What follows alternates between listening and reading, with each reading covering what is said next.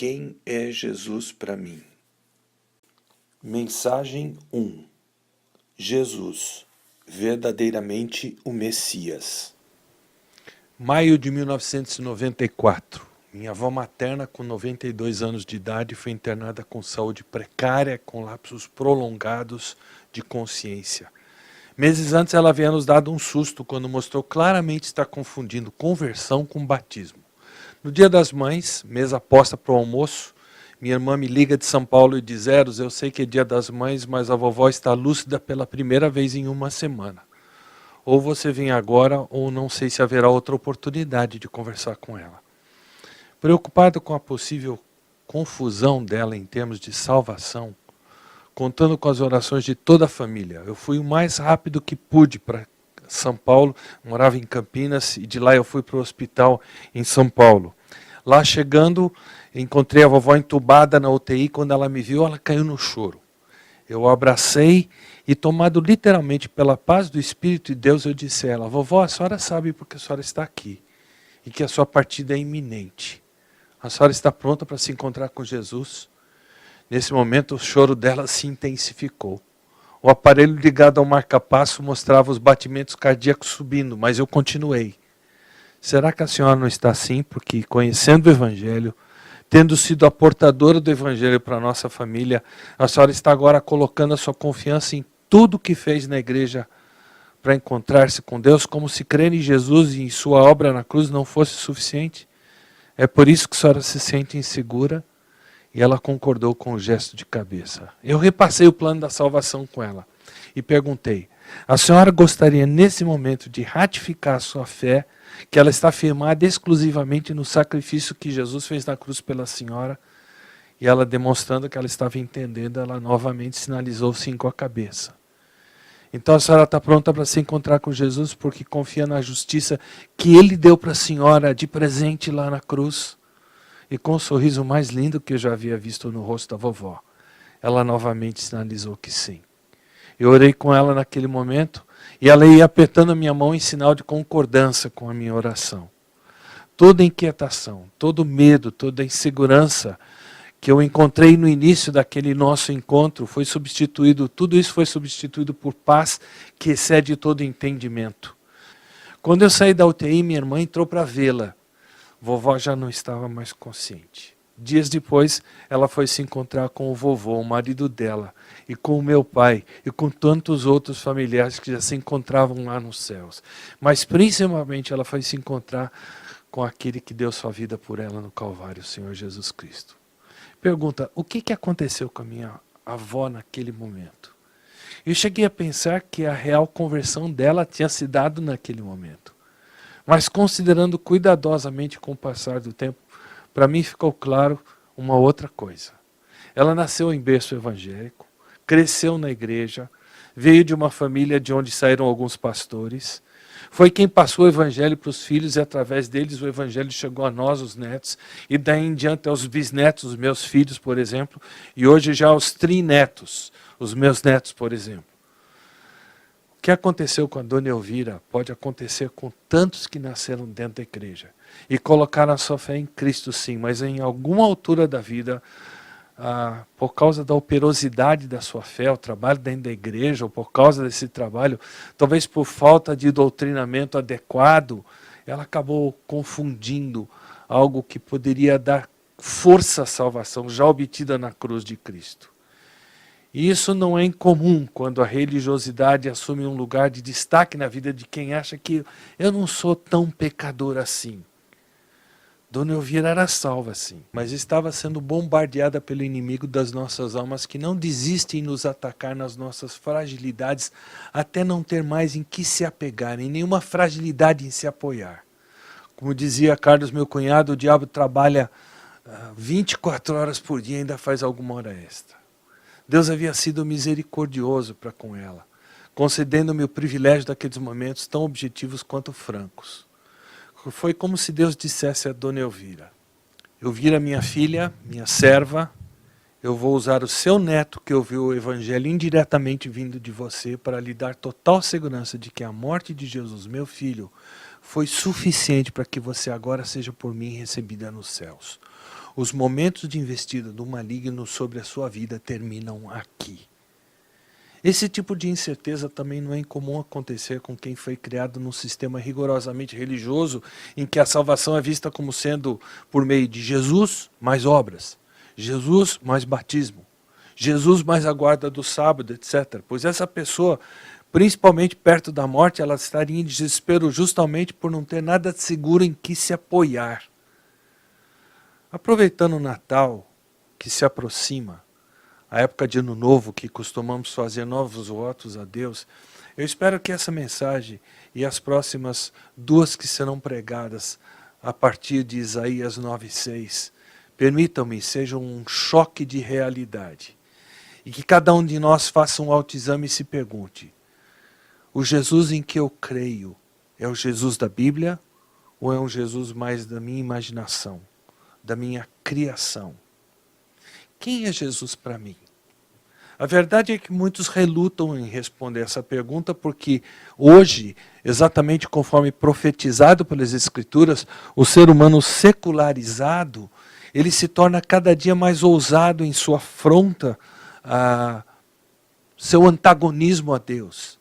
E essa dificuldade em responder essa pergunta também ocorre dentro da igreja chamada evangélica, porque a rejeição do Cristo das Escrituras ocorre por causa de um desprezo à sã doutrina. Já não nos fascinamos em passar tempo meditando na pessoa de Deus, de Cristo, lendo e relendo a Bíblia. Muitos cristãos hoje vivem à busca de distração, de entretenimento, e dizem que é para relaxar da tensão, do estresse do dia a dia. Aí passam horas a fio na frente da TV, ou presos àquele pequeno terrível que nós carregamos no bolso. Tão ocupados demais justamente para pensar em Deus. Assim como o ateísmo rejeita o teísmo, a diversão, o entretenimento, sufoca o fascínio por Deus. E não é que não se pensa mais em Jesus, ponto final. Praticamente todas as religiões e filosofias do mundo procuram identificar Jesus. Quer como um profeta gentil e sábio, um mestre espiritual ou um revolucionário social adiante da sua época, uma espécie de semideus com acesso a um poder sobrenatural, mas subordinado a um superintendente divino mais poderoso. Outros, ainda como os adeptos, por exemplo, da cientologia, a pseudo-religião municiada por demônios e popularizada pelas celebridades de Hollywood, dizem que Jesus jamais existiu como pessoa.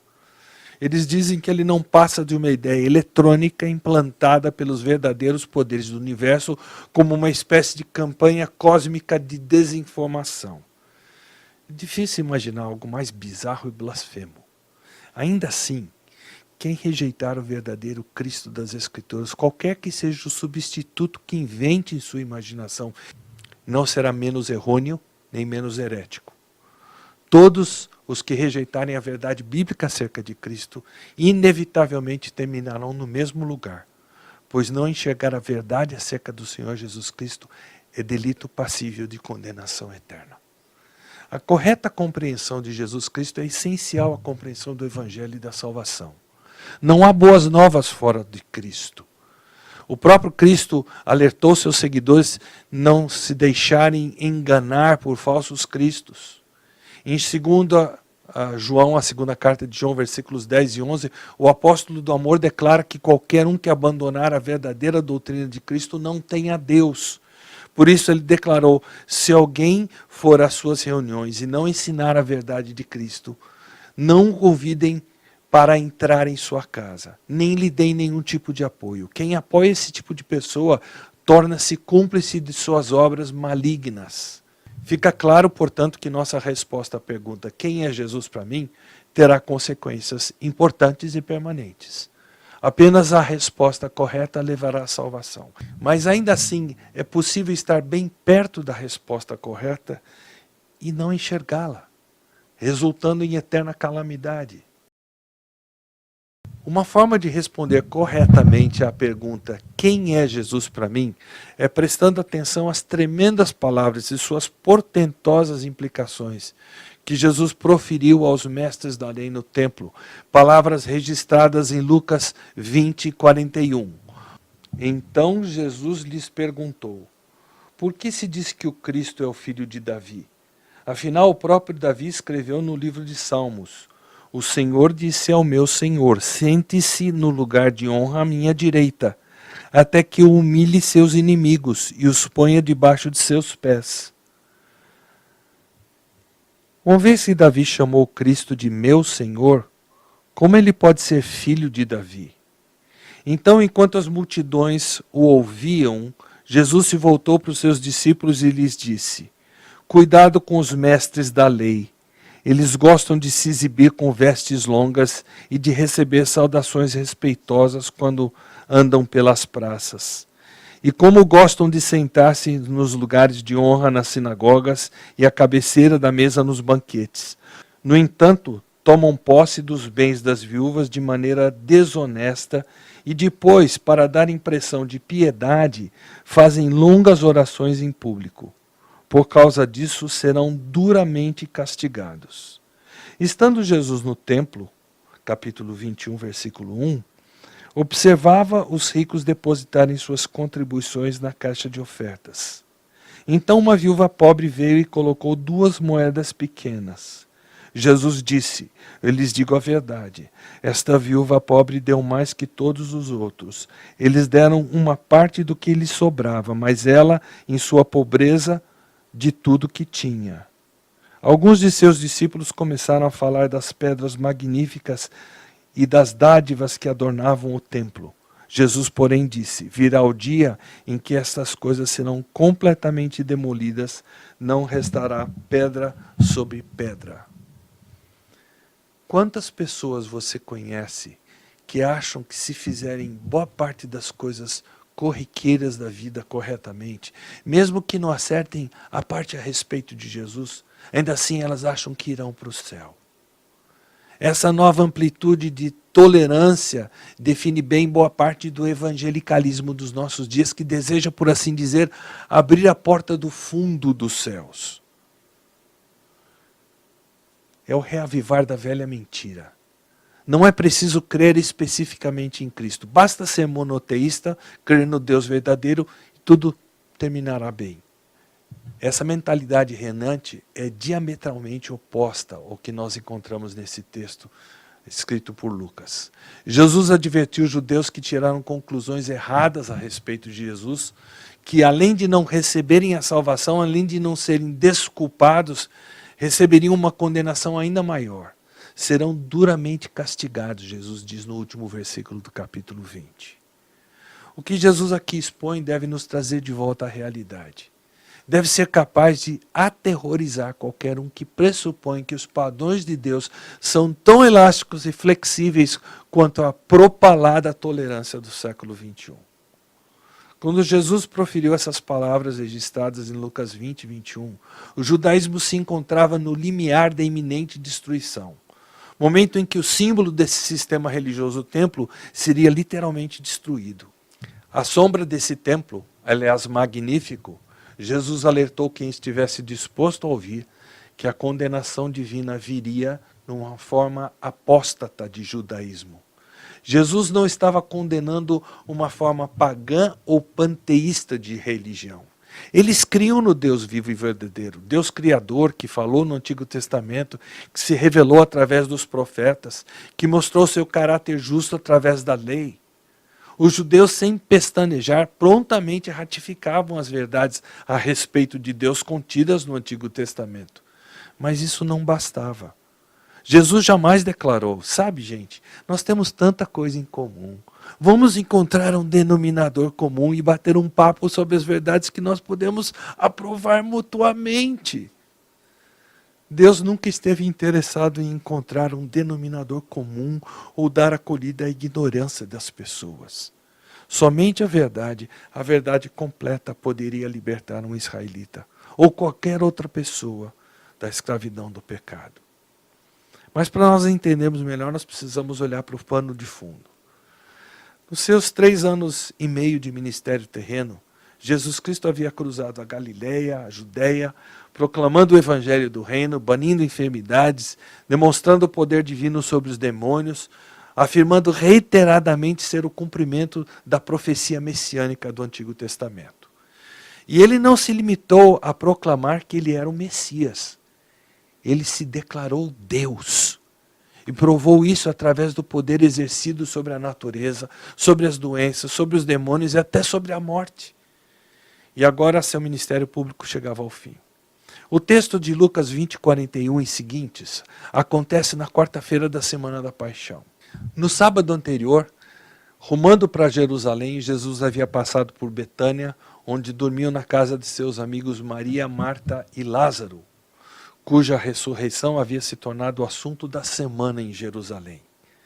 A ressurreição de Lázaro atraiu multidões, segundo João. Tanto que passados 1 ou 2 dias desse milagre, elas ainda lotavam Jerusalém quando Jesus entrou na cidade em triunfo. Ele cavalgava um jumentinho, cria de jumenta, conforme Zacarias havia dito que o Messias faria. Jesus entrou em Jerusalém cumprindo uma profecia de mais de 500 anos. Calcula-se que a multidão presente ali fosse de 250 mil pessoas. Na mente de cada pessoa ali presente, menos dos líderes religiosos, Jesus era o Messias há muito esperado. Bendito é o Rei que vem em nome do Senhor. Eles declararam enquanto, montado num jumentinho, Jesus entrou em Jerusalém naquela segunda-feira. O poder dele era incontestável. Ele falava como jamais outro homem havia falado. E a multidão estava com a emoção em alta porque ele havia ressuscitado Lázaro.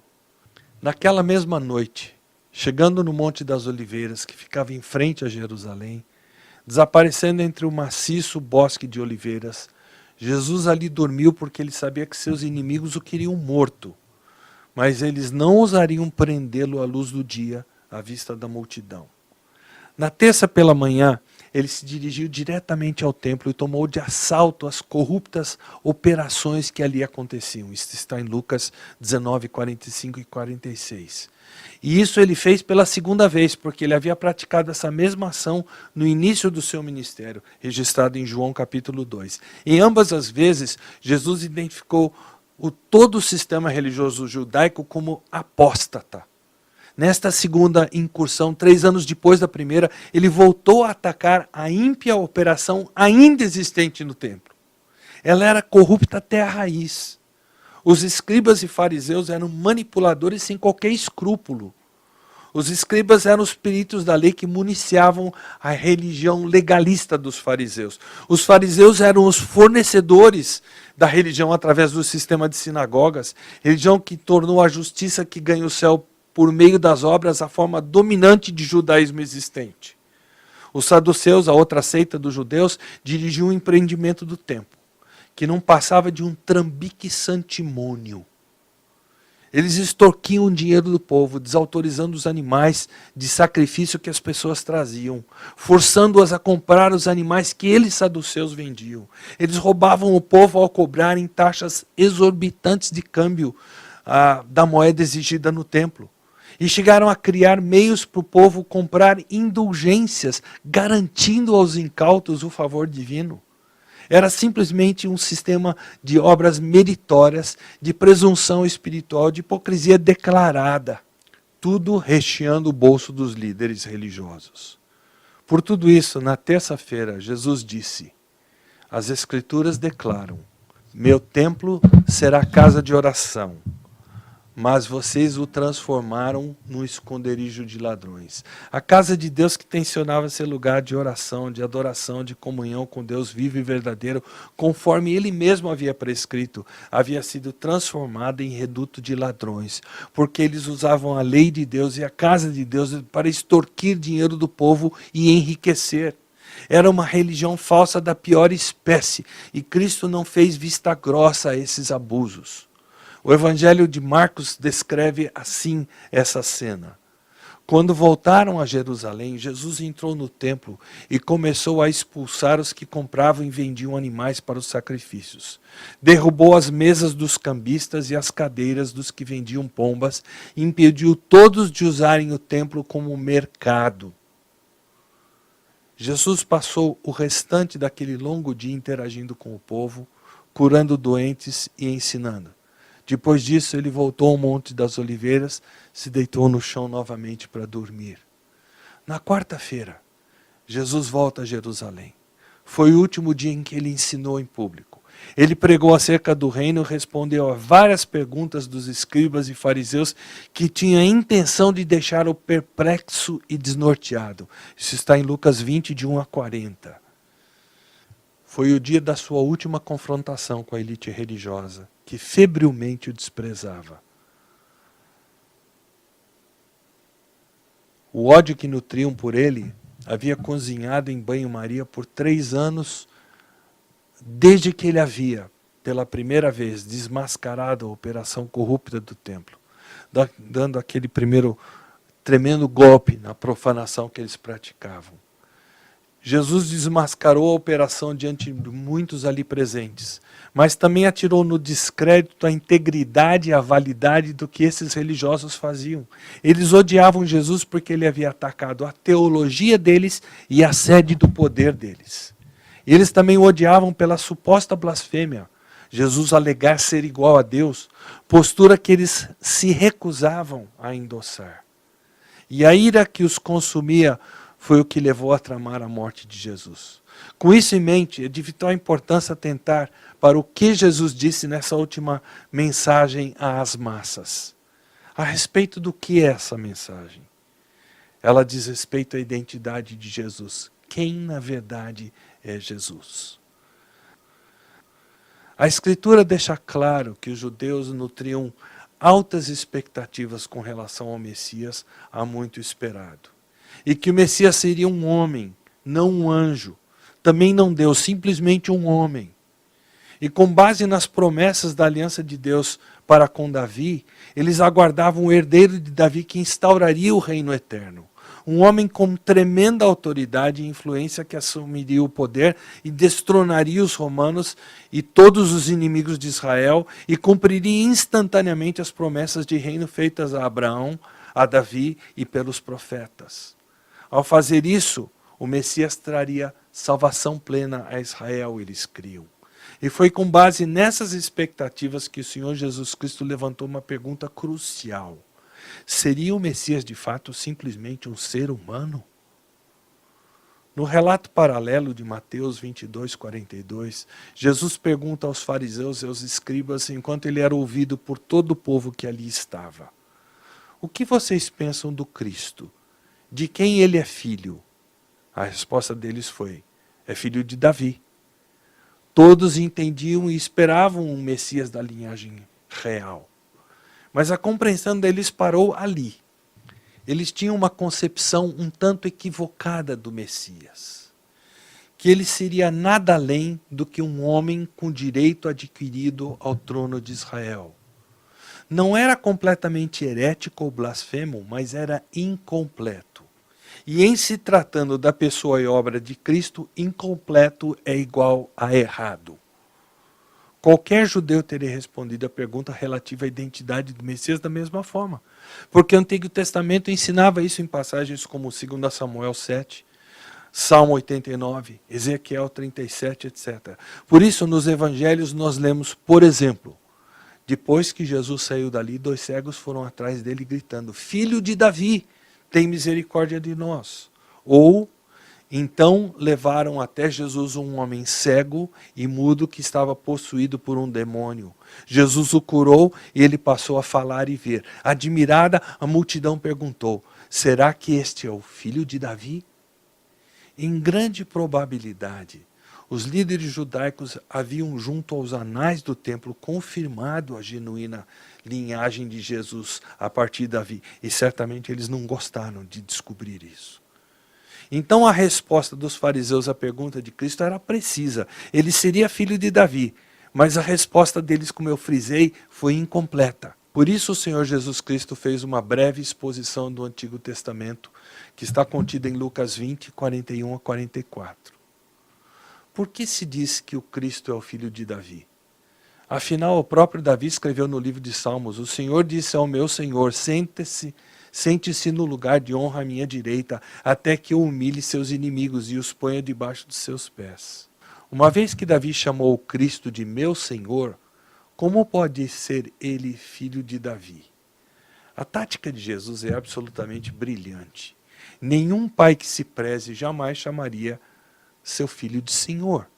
Por que Davi está chamando o seu filho de Senhor, Adonai, no Salmo 110:1? Alguns comentaristas judeus concluíram que Davi cometeu um erro, mas Mateus declara: como, pois, Davi, pelo Espírito, ou seja, o Espírito de Deus, o Espírito Santo, chama-lhe Senhor. Outros críticos sugerem que Davi proferiu essas palavras em seu próprio espírito. Mas Marcos afirma: o próprio Davi falou pelo Espírito Santo. O Salmo 110 é um salmo messiânico e sempre foi interpretado pelos judeus como messiânico até o período da igreja primitiva. Salmo, aliás, bastante citado pelos autores do Novo Testamento. Mas esse salmo foi prova tão persuasiva da alegação de messianidade feita por Jesus, que os judeus abandonaram a sua interpretação histórica. O salmo continua hoje sendo incessantemente atacado por rabinos e críticos que tensionam rejeitar seu elemento profético, sua autoria davídica, porque querem atacar a divindade de Jesus Cristo. E o que foi que Deus disse ao Senhor de Davi no Salmo 110:1? Sente-se no lugar de honra à minha direita, até que humilhe seus inimigos e os ponha debaixo dos seus pés. Colocar o Messias à direita de Deus equivale a colocá-lo numa posição de igualdade com Deus. A mão direita é o símbolo do poder de Deus. O Messias não seria apenas o filho de Davi, humanamente falando, mas ele também seria o Senhor de Davi em termos divinos. Ele é o filho de Davi e o filho de Deus. Nas palavras de João: e vimos a sua glória, glória do Filho único do Pai, cheio de graça e de verdade. Essa é a única verdadeira explicação para quem Jesus foi e é, a única. E ele demonstrou ser Deus por meio de onipotência, sua capacidade divina para criar, dar ordem aos elementos, ordenar a existência de todas as criaturas, criar alimento, criar corpos sadios, ressuscitar os mortos, perdoar o pecado, proferir juízo. Ele demonstrou ser Deus por meio da onipresença, como quando revelou a Natanael tê-lo visto debaixo da figueira, sem estar fisicamente lá, enquanto este lutava com o seu pecado. Isso está em João 1, 48 e 49. Natanael imediatamente reconheceu que Jesus era Deus. Rabi, o Senhor é o Filho de Deus, o Rei de Israel, ele disse. Ele se mostrou onisciente, sabia tudo o que havia no coração do homem, como revela João 2, 24 e 25. Jesus não confiava neles, pois conhecia a todos. Ninguém precisava lhe dizer como o ser humano é de fato, pois ele conhecia a natureza humana. Ele se mostrou Deus sendo imutável. É o mesmo hoje, ontem e para sempre, o tempo todo, santo, verdadeiro, sábio, soberano, amoroso, eterno, glorioso e sem sombra de mudança. Ele chegou até a partilhar alguns títulos com Deus: rocha, pedra de tropeço, salvador, redentor, santo, Senhor dos exércitos, rei, o primeiro e o último. Não é surpresa olharmos para a vida de Jesus Cristo e ver que ele é, em todo sentido, manifestamente Deus. Não há outra conclusão possível. Jesus é o filho de Davi e também é o Senhor de Davi. Mateus acrescenta uma observação bastante grave a esta cena ao seu término. Ninguém conseguiu responder e depois disso não se atreveram mais a lhe fazer perguntas. Infelizmente, o texto não diz que eles se arrependeram e creram. Em vez disso, a raiva deles só cresceu, deixando seus corações ainda mais endurecidos contra a verdade, aprofundando assim a sua determinação de ver Jesus silenciado. Foi nesse momento que a oportunidade de arrependimento terminou para aquela geração de Israel. A despeito de 3 anos de provas abundantes de sua natureza divina, Israel tomou partido contra Jesus, fechando com os religiosos inimigos de Jesus. Em seu último discurso público, Jesus fez uma severa advertência aos judeus. com relação aos seus líderes religiosos e a ameaça espiritual que eles representavam para Israel de uma blasfema apostasia. Jesus diz: cuidado com os mestres da lei. Eles gostam de se exibir com vestes longas e de receber saudações respeitosas quando andam pelas praças. E como gostam de sentar-se nos lugares de honra nas sinagogas e à cabeceira das mesas nos banquetes. No entanto, tomam posse dos bens das viúvas de maneira desonesta. E depois, para dar impressão de piedade, fazem longas orações em público. Por causa disso, serão duramente castigados, diz Jesus em Lucas. À sombra do templo, Jesus proferiu esta severa condenação ao judaísmo apóstata. Condenação direcionada à falsa religião dos sacerdotes, dos escribas, dos fariseus e também dos saduceus. Era como se Jesus alertasse o povo: vocês afundarão junto com eles, caso não se apartem deles. A condenação de Jesus aos líderes religiosos é bastante focada. Ela lida com a atitude hipócrita deles. Vestes pomposas, serem saudados, primeiros lugares. Mas Jesus cita apenas um único ato pecaminoso deles. Tomam posse dos bens das viúvas de maneira desonesta. Lucas 20:47. O grego para tomam posse significa consumir, pilhar, tragar. Como era daninha essa religião.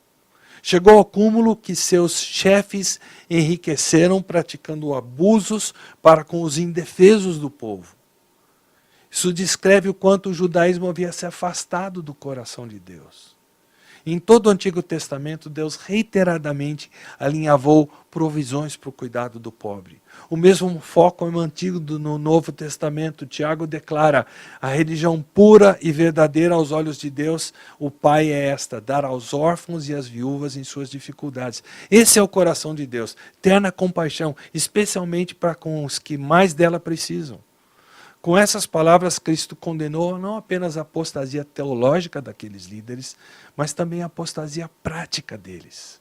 Na deserção espiritual deles, tornaram-se, no sentido espiritual, hipócritas isolados, que buscavam ser servidos e com isso iam se tornando mais e mais obesos e ricos, construindo um império religioso à custa dos mais necessitados e indefesos. A religião deles proclamava que se uma mulher ficasse viúva, é porque tinha havido pecado na vida dela. E a viuvez era a punição de Deus. E é preciso lembrarmos que naquela época as mulheres eram tidas como cidadãs de segunda classe. Ser viúva fazia de alguém já de menor valor uma pessoa desprezível, dando à elite religiosa licença para tratá-la com desdém. Em público, então, esses líderes ostentavam pretensa piedade e devoção, enquanto, em particular, eles devoravam os recursos daqueles para quem eles deveriam prover e a quem eles deveriam proteger. Eram charlatães, blasfemos, que logo receberiam um juízo severo. Repare agora na trágica e vívida ilustração de que Jesus se utiliza. Marcos 12:41 detalha que nesse momento Jesus sentou-se perto da caixa das ofertas do templo, que ficava no pátio das mulheres. O pátio das mulheres era um lugar amplo e por isso ali acorriam homens, mulheres e até mesmo gentios para ouvir Jesus ensinando. Era onde as pessoas e os fariseus vinham depositar suas ofertas publicamente. Era isso que aquele sistema religioso promíscuo exigia. Redenção obtida pelo dar esmolas. Cristo já havia dito que as pessoas davam as suas esmolas com trombetas, colocando a sua filantropia em exibição. E de acordo também com Marcos 12:41, Jesus observou que os ricos ofertavam grandes quantias. Aí Jesus vê uma viúva depositar 2 pequenas moedas. Era a menor moeda usada pelos judeus, equivalente mais ou menos a 25 centavos de hoje. Jesus reparou nessa viúva e disse a seus discípulos: eu lhes digo a verdade, esta viúva pobre deu mais que todos os outros. Eles deram uma parte do que lhes sobrava, mas ela, em sua pobreza, deu tudo o que tinha. Lucas 21:3 e 4. Mas o que está de fato acontecendo nessa cena? Se nós quisermos argumentar que esse breve episódio diz respeito a contribuir, Então o princípio que forçosamente nós teremos que extrair desse relato é que Deus quer que nós doemos absolutamente tudo que temos e aí voltemos para casa para morrer. Porque foi isso que aquela viúva fez. No grego o texto relata que ela depositou ali toda a sua subsistência. Não sobrou mais nada para sustentá-la. Ela morreria de fome. Não tem como isso ser um mandato bíblico. Não, argumentariam outros. A lição aqui é a bela atitude demonstrada pela viúva. Mas a Escritura não diz uma palavra sequer a respeito da atitude da viúva. Simplesmente narra o que ela fez. Em essência, Jesus estava dizendo, o judaísmo se tornou tão corrupto que toma posse dos bens das viúvas de maneira desonesta. Nós temos aqui uma ilustração disso. Essa pobre mulher está tão enganada pelo conceito de que ela pode obter o favor de Deus ao abrir mão de tudo que tem, que ela está disposta a entregar seus últimos centavos. Jesus estava ali condenando todo aquele que manipula a palavra e o nome de Deus, para enganar o povo de forma a encher o próprio bolso, engordar a própria conta bancária, assinando com a promessa de favor divino que conduz ao sucesso, à saúde, à prosperidade. Parece até alguns programas de TV que nós temos hoje em dia. A dádiva daquela pobre viúva permanece como testemunho contra as abusivas perversões da falsa religião. E à medida que Jesus e os discípulos dali se afastavam, ele se voltou para o templo que estava reluzindo à luz do sol do final da tarde em Jerusalém. Enquanto os discípulos comentavam a beleza e os caros adornos do templo, e quem já viu essa cena sabe que é uma cena magnífica a essa hora da tarde, Jesus disse assim, virá o dia que essas coisas serão completamente demolidas. Não restará pedra sobre pedra. Não seriam apenas os escribas, os fariseus e os saduceus que haveriam de enfrentar juízo mais intenso por seus abusos, mas logo todo aquele sistema religioso simplesmente desmoronaria. 40 anos depois, no ano 70, Jerusalém e o templo foram completamente arrasados pelos romanos. O fim iminente do sistema religioso judaico tornou a lealdade de Israel a ele, assim como a oferta mal direcionada da viúva, ainda mais desoladora. Entendamos então um detalhe mais importante. Ao final da semana da paixão, poucas horas antes da prisão e do julgamento de Cristo, nós precisamos nos perguntar, é assim que a história do Filho de Deus deveria terminar? Rejeitado, traído, desolado, preso, morto? Será que esse aparente fracasso não macularia, não desacreditaria as alegações de divindade feitas por Jesus? Não, definitivamente não. E Lucas 22 nos mostra por quê. Esse capítulo começa com a trama dos principais sacerdotes e dos escribas. Depois de serem severo e publicamente repreendidos em Mateus 23, que é o relato paralelo a este de Lucas, só que bem mais detalhado e com palavras mais fortes contra os religiosos, a fúria deles contra Cristo atingiu patamares até então desconhecidos. Eles agora estavam mais do que determinados a silenciar Jesus. E finalmente eles contavam com um informante para ajudá-los. Lucas 22:3 diz que nesse momento Satanás entrou em Judas. Ele sabia exatamente onde Jesus estaria no Monte das Oliveiras e engendrou uma tramóia com o chefe dos sacerdotes para conduzi-los ao Getsêmani, onde finalmente eles colocariam suas garras sobre Jesus no calar da noite e longe das multidões. Na quinta-feira à noite, Jesus e seus discípulos, um pouco antes disso, estavam no cenáculo celebrando a última Páscoa.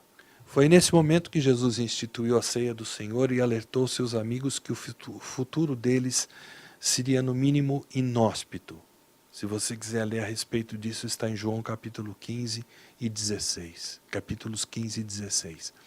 Aí ele fez uma declaração surpreendente, alegando que seria aquele a respeito de quem Isaías 53 havia profetizado. Ele disse, está escrito, e ele foi contado com os transgressores. E eu lhes digo que isso precisa cumprir-se em mim. Sim, o que está escrito a meu respeito está para se cumprir. Lucas 22:37. Jesus citou Isaías 53:12 não para isolar o versículo do seu contexto, mas exatamente para trazer o capítulo inteiro para o foco de atenção dos discípulos. 2 vezes ele diz nesse versículo cumprir o que a respeito dele estava escrito. E foi com essas palavras que Jesus apresentou as credenciais de que seu ministério e dali a pouco a sua vida não teriam sido um fracasso, não teriam sido em vão. Tinha que ser como foi. Por pior que fossem as ímpias maquinações do sistema apóstata de Israel, elas conseguiram apenas e tão somente cumprir o plano de Deus. Lucas declarou na continuidade do seu evangelho, ele foi entregue conforme o plano pré-estabelecido por Deus e seu conhecimento prévio daquilo que aconteceria. Com a ajuda dos gentios que desconheciam a lei, vocês, diz Pedro, falando aos judeus, aos líderes e ao povo, vocês o pregaram na cruz. Jesus era o Cordeiro de Deus, conforme João Batista havia declarado. Não foi a traição de Judas, nem as maquinações dos principais sacerdotes, nem a indiferença de Pilatos, nem mesmo os planos de Satanás, que em última análise penduraram Jesus em uma cruz. Esse sempre foi o plano de Deus. Por quê? Porque alguém precisaria assumir o lugar dos pecadores. De acordo com a profecia do Antigo Testamento, ele precisaria ser contado com os transgressores. Isaías 53:12. Ou seja, morrer crucificado entre dois ladrões, como se ladrão, se transgressor ele fosse. Jesus havia dito a seus discípulos, eu tenho que passar por um batismo e eu estou angustiado até que ele se realize. Agora ele estava dizendo sem vacilar, eu sou o cumprimento de Isaías 53. É interessante notar que Isaías, escrevendo centenas de anos antes da cruz, ele conseguia olhar para trás e contemplá-la. Os verbos estão todos no passado, ele carregou, ele foi ferido, ele foi oprimido, tudo no passado. Por quê? Esse portentoso capítulo foi escrito pela perspectiva daquele grande dia, ainda num futuro profético para nós hoje, quando todo Israel será salvo, Romanos 11:26. Mais de 2.700 anos depois do profeta Isaías escrevê-lo. Naquele momento ainda futuro, os judeus que estiverem vivos na gloriosa segunda vinda de Jesus olharão de volta para a cruz, e naquele momento eles enxergarão a verdade.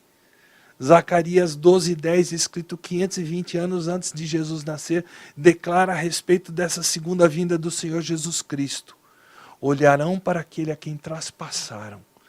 Eles verão as marcas dos cravos, da lança, e chorarão por ele como quem chora a morte do filho único.